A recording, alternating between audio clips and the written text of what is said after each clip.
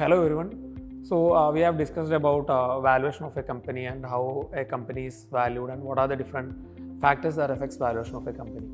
So now we will actually talk about angel tax. So section 5627B of income tax is the section which speaks about angel tax. So I'll just take you through an overview and then we will break down things into more clarity.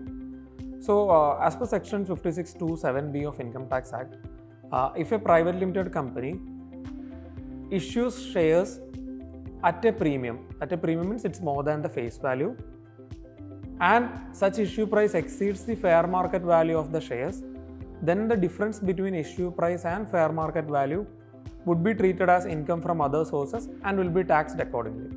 So I know it's a bit complex, but we'll actually break things down. Like there are a lot of technical terms coming in, like kind of premium, face value, fair market value.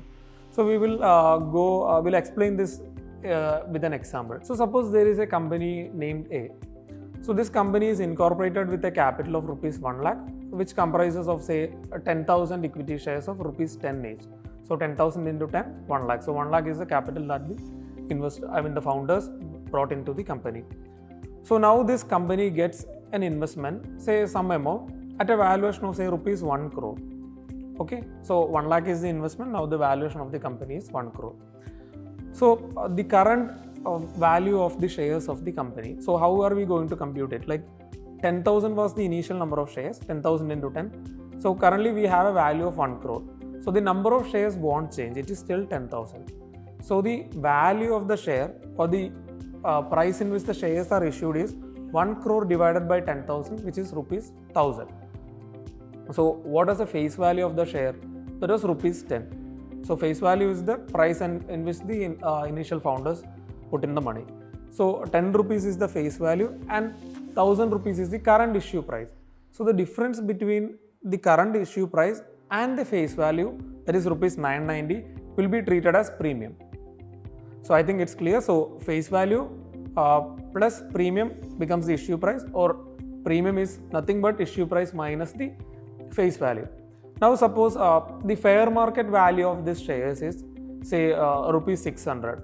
So when I say fair market value is the price of the shares, what that share would fetch in an open market. So that value say rupees 600, but the issue price is 1,000. So this difference, 1,000 minus 600, rupees 400, this would be treated as income from other sources and taxed accordingly as per angel tax. So I hope the concept is clear. So when the issue price is more than the fair market value, that difference become your income from other sources and will be taxed accordingly. So let us get more clarity on like how the fair market value of a share is ascertained. So I hope you remember we discussed about the discounted cash flow method in the previous episode. So commonly there are two methods which is used for valuing the fair market value of a company or the share of a company, which are net asset value, NAV, and DCF, discounted cash flow method. So when an approved person, like it can be a merchant banker or an accountant, values the company based on the prescribed rules, and the assessing officer of income tax is satisfied with such a valuation, then that will be the fair market value of the company.